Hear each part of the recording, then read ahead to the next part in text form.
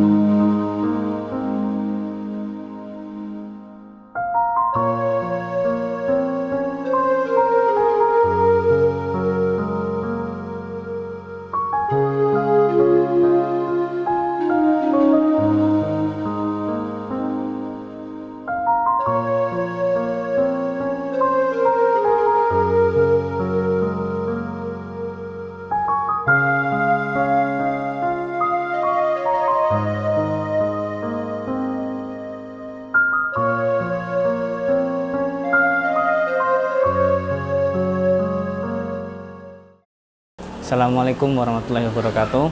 Perkenalkan, saya Rifai Nur Ahmad, guru SDN Karanganyar Gunung 02, Kecamatan Candisari, Kota Semarang. Saya juga sebagai owner warung media yang bertempat di Kota Semarang, lebih tepatnya di Kelurahan Pandian Lamper, Kecamatan Gayam Sari. Warung media ini merupakan suatu tempat untuk memberikan jasa pelayanan untuk teman-teman sekalian masyarakat setempat yang membutuhkan dalam bidang jasa merchandise, antara lain konveksi, souvenir, antara lain juga hadiah untuk teman-teman yang membutuhkan. Selain itu, warung media juga memberikan jasa seperti yang biasa dipakai dalam kehidupan sehari-hari, yaitu konveksi. Ada juga pembuatan kaos, kemeja, kemudian ada pembuatan jaket, kemudian mug, souvenir, ganci, tai layat, dan lain-lain. Nanti bisa dicek di link Instagram warung media. Itu sudah lengkap profilnya, itu bisa dicek sama teman-teman. Kisahnya sendiri itu warung media berawal dari tahun 2018, tapi sebelum tahun 2018 saya sudah bergelut dalam bidang jasa. Awal kali saya ke Semarang itu saya kuliah di Universitas Swasta PGRI Semarang. Kala itu saya ada tawaran yang namanya ojek kampus, belum ada yang namanya Grab atau Gojek seperti zaman sekarang. Bekal dari rumah saya hanya membawa ilmu, kemudian mental, serta kendaraan motor smash. Nah, karena ketika ditawarin saya itu dengan syarat motornya harus matic, maka itu saya nembung sama bapak saya, Pak, boleh enggak kira-kira kalau saya ikut Gojek, ojek kampus, itu dengan syarat harus ganti motor matic, jadi motor smashnya tak jual. Dengan ridhonya orang tua, seketika itu orang tua mengizinkan, ya boleh dijual. Nah, hasil penjualan itu saya jadikan untuk mendp motor Beat kala itu, dan sisanya untuk membeli kamera 6D600 Canon kalau nggak salah itu. Nah, dengan cicilan 600.000 saya sambil kuliah bermodal kamera, saya kala itu tinggalnya masih di masjid, jadi marbot. Nah, jadi setiap Sabtu Minggu saya mengisi hari-hari di Simpang 5, Kota Lama, menggunakan kamera dengan aki gitu di bawah. Kemudian ya berkeliling Simpang 5, minta job-job dan membawa printer Canon selfie zaman kala itu. Masih ada sampai sekarang. Nah, itu untuk hari Sabtu dan Minggu. Kalau hari biasa sambil kuliah saya sambil ngojek. Ojek itu sistemnya menggunakan pin BBM. Jadi ada kakak kelas saya yang mengkoordinir. Kala itu ada sekitar, banyaklah drivernya, sekitar 20-an. Setiap pagi jam 4 pagi ngojek. Terus jam-jam kuliah saya sering gunakan untuk izin menarik pelanggan dari stasiun Poncol, Terboyo, dan lain-lain. Itu berjalan sekitar sampai 4 tahun saya jadi ojek kampus. Seiring dalam waktu itu, saya itu sambil usaha yang namanya jualan souvenir handphone. Jadi tas saya ketika kuliah nggak cuma isinya buku, tapi aksesoris handphone sama kamera dan laptop. Nah, jadi gimana caranya saya bisa berjualan menggunakan tas yang isinya aksesoris semua? Ketika saya ketemu teman, saya anggap teman itu sebagai omset. Saya melihat teman seperti melihat uang, seperti itu. Saya tawarkan, oh kok HP-mu rusak, kok kameramu kurang ini, saya ambilkan. Jadi itu saya sistemnya itu, karena saya istilahnya broker, marketing, maklar istilahnya itu, tapi saya ambil dari harga-harga yang termurah. Saya bikin member di semua merchant-merchant yang ada di Semarang. Karena saya member, jadi saya ada harga dapat murah. Saya kasihkan ke teman-teman dengan harga yang lebih murah dari pasar-pasaran. Nah, seiring berkembangnya waktu, tahun 2016 saya mulai semester akhir, saya bergelut di bidang broker tapi spesialis kain. Nah, awal dari itu saya beranjak ke kain, dari souvenir handphone, fotografer, rental kamera, ojek kampus. Saya minjam nama, istilahnya broker itu minjam nama. Nah, awal-awal mulai itu KKN, saya mulai brokerin namanya kaos, harga dari 50 saya jual 60, dari mainnya quantity, makanya saya itu bisa mendapat keuntungan yang lumayan menurut saya ketika itu, karena masih mahasiswa. Setelah saya menjadi broker, saya mencoba menjual yang namanya selempang kala itu, selempang wisuda. Karena angka ketika tahun itu saya belum ada saingan menurut saya di kampus saya. Saya dengan bermodal internet dengan kakak kelas saya mencoba jualan selempang wisuda. Kemudian teman-teman saya yang wisuda saya kasih lah, pertama untuk kasih teman-teman saya. Tapi dengan kala itu harganya masih tinggi, sekitar 70-an. Dilalah karena waktu itu semester 7, teman-teman saya juga banyak yang lulus, tapi saya belum lulus karena saya memberatkan usaha itu, usaha dari brokeran, kamera, dan ojek. Dan yang terakhir itu pasca kuliah selempang. Karena saking banyaknya selempang, saya memberatkan untuk tetap usaha dulu lah, lulusnya nanti aja, pikir saya seperti itu. Nah, sehari sampai 40-an, 50-an, sore, pagi, malam saya motong kain, terus saya kasihkan ke tukang bordir, pakai manual zaman dulu. Nah, ketika kasihkan manual sampai jam 3 pagi saya seringnya itu. Jam 3, jam 4, terus pagi saya kasihkan ke teman-teman.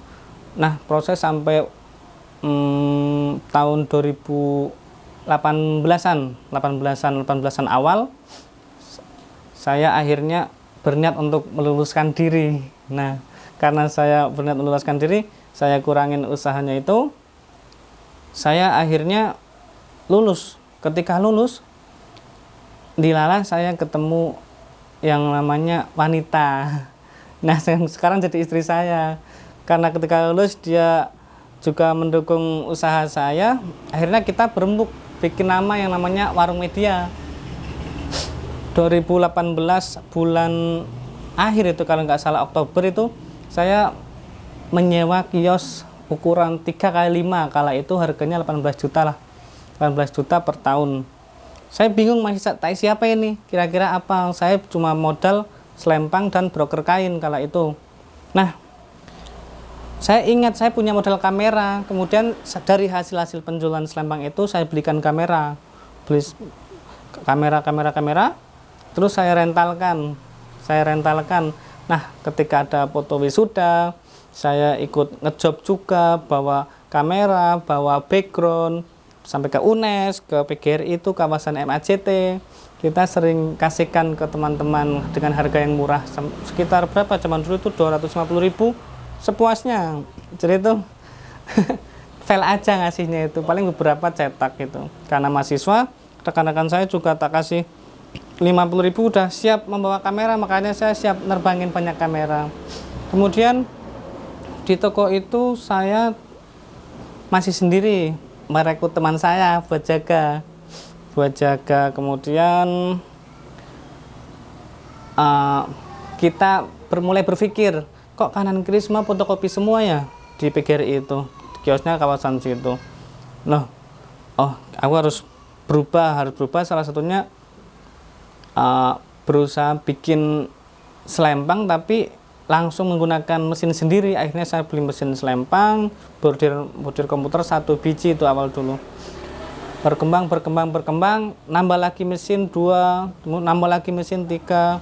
Setelah itu 2018 akhir saya mau terjun ke konveksi langsung. Akhirnya saya belajar cara motong kain, terus ketemu mitra, ketemu rekan-rekanan yang ahli pada bidangnya, terutama pada jahit. Jadi dengan sistem borongan, bagaimana caranya saya menyediakan kain, nanti tim yang bekerja, nanti soal sablon, bordir, nanti kita bantu semua. Nah, akhirnya kita kolaborasi. Saya bagian kantor dan poinnya, nanti sisanya untuk sistem borongan begitu. Nah, mulai tahun 2019-an awal itu usaha itu makin berkembang karena di dekat kampus. Iyalah, istri saya posisi itu masih semester muda, jadi itu masih banyak rekanan BEM, Ormawa, Lemawa itu banyak, jadi laris. Jadi calon istri saya itu membawa rezeki juga menurut saya. Akhirnya ya saya pertahankan juga. Semenjak itu usaha semakin lancar, alhamdulillah lancar, menambah orang juga sampai 3 orang lah waktu itu. Dan saya alhamdulillah bisa untuk membeli kendaraan. Nah, untuk membeli kendaraan roda 4 kala itu dengan sistem kredit, masih kasih kredit. Tapi kenapa saya ambil itu, karena buat mengisi kegiatan saya. Karena warung sudah ada yang jaga, sudah jalan, saya ambil kesibukan lain menjadi driver online, kalau itu gokar.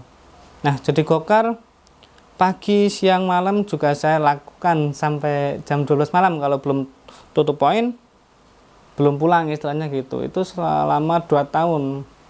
Terakhir kali saya ngocek itu pasca demo nggak ada insentif, saya langsung pensiun itu.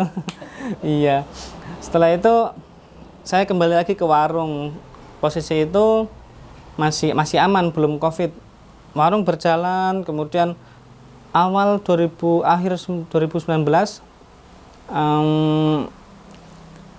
terjadi apa yang namanya ya, rame ya awal-awal COVID itu tahun berapa kalau nggak saya itu 2019 akhir Pak ya.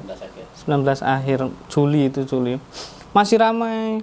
Nah, sampai akhirnya pas COVID Maret kalau nggak salah itu 3 bulan nggak ada job sama sekali. Wah, sampai ketimbang-ketimbung, masih punya angsuran mobil, masih bayar karyawan, nggak ada kerjaan, nggak ada teman di Semarang, tidur cuma di ukuran 3x3 itu barang-barang bruk. Jadi saya tidur sendiri, yang lain pada tutup. Kontrak-kontrakan sebelahnya tutup semua. Jadi sini hanya mencekam. Saya jalani sampai akhir tahun itu seperti itu. 3 bulan berlalu, dilalah ada pemilihan itu Bupati Kendal. Dilalah sekali itu. Bulan keempat saya dapat job dari salah satu partai di sana untuk membuat tote bag. Membuat tote bag sehari 2000 minimal. Dan dikerjakan sampai Lebaran itu. Posisi 1 bulan, wah, kejar-kejaran terus pembuatan tote bag dan pembuatan masker. Sampai saya kompal kampul istilahnya itu.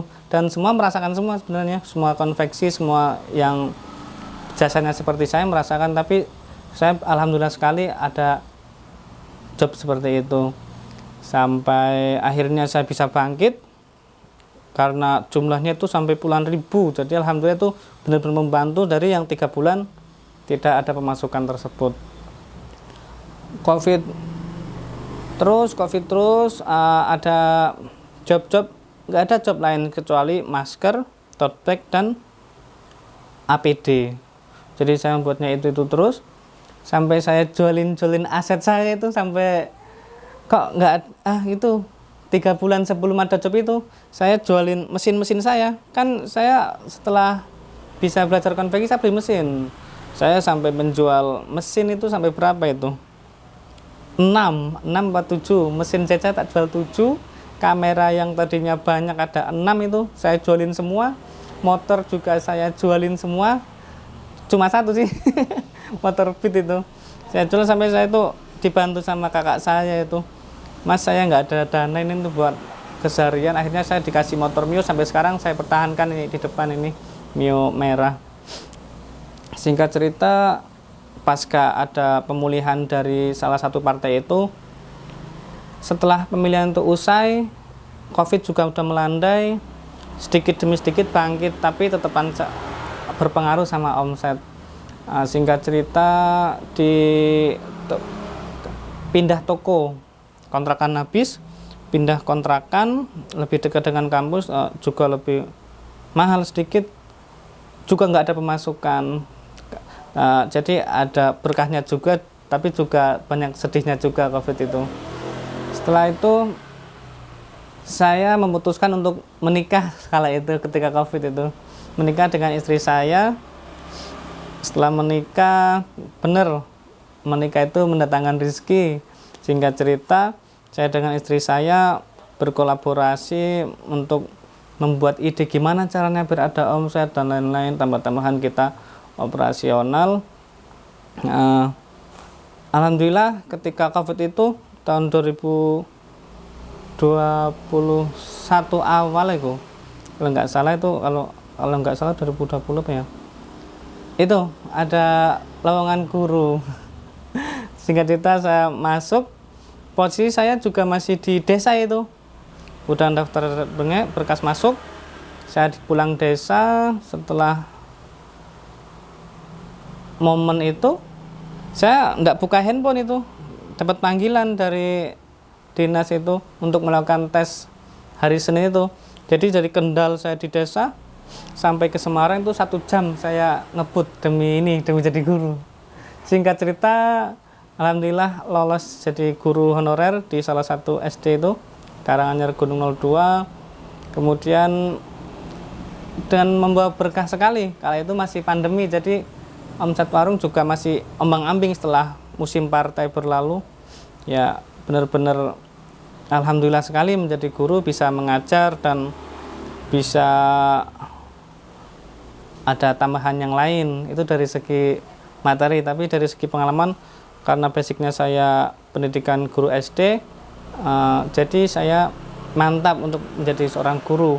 Jadi saya berpikir ketika menjadi guru atau menjadi pengusaha sebenarnya sama-sama nikmat ketika kita menjalani dengan ikhlas. Nah, kenapa saya memutuskan untuk menjadi guru dan berwirausaha? Salah satunya seperti ini, usaha untuk keseharian guru bisa buat yang lain, untuk gaji ditabung, tapi lebih tepatnya kita tidak selalu mengharap-harap gaji, istilahnya seperti itu, tapi mengharap-harapnya usaha ya jalan, guru jalanin aja gitu.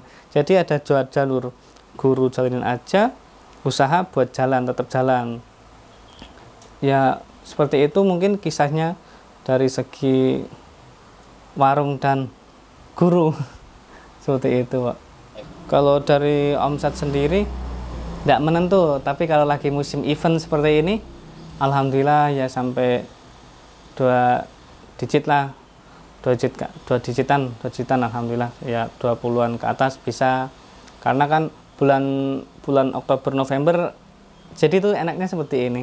Kalau jadi guru kan pasti kaldiknya sudah jelas. Bulan ini. Kalau wirausaha juga kaldiknya alhamdulillah kalau kita mengamati juga jelas, karena kita kan bidangnya ke mahasiswa dan event-event. Jadi awal tahun itu perekrutan mahasiswa, akhir tahun event-event, karena setelah inaugurasi penerimaan mahasiswa baru pasti ada namanya event-event semua. Sama kegiatan di masyarakat ada event-event dari berbagai macam produk brand-brand. Nah, saya kan bekerja sama dengan EO juga, jadi itu kayak event-event tapi sistemnya itu les cepat-cepat banget. Jadi itu kadang ya kadang juga agak sulit membagi waktunya untuk menjadi guru dan usaha. Tapi sekali lagi kalau kita pandai mengatur waktu, insya Allah ya kena semua. Kalau tim yang ikut terlibat? Kalau tim yang terlibat sih, kalau di tempat saya yang harian sih 2 orang sampai 3 orang. Kalau yang lain sebetulnya borong, jadi katakanlah mau berapa pesanan banyak pun tetap bisa teratasi karena sebetulnya borong. Jadi katakanlah masuk nih 1000 gelas, waktunya 2 hari. Ya saya ambil bahan, saya bawa mesin, saya bawa kertasnya, saya sebar langsung, kerjakan. Jadi sistemnya borong gitu.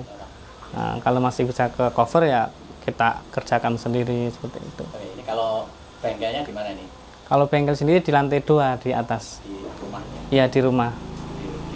Di rumah di lantai 2. Kalau dari guru honorer ya karena itu, karena kita jadi gurunya bukan ngejar materi, jadi seberapapun itu nggak masalah, yang penting kita poinnya ngajar gitu.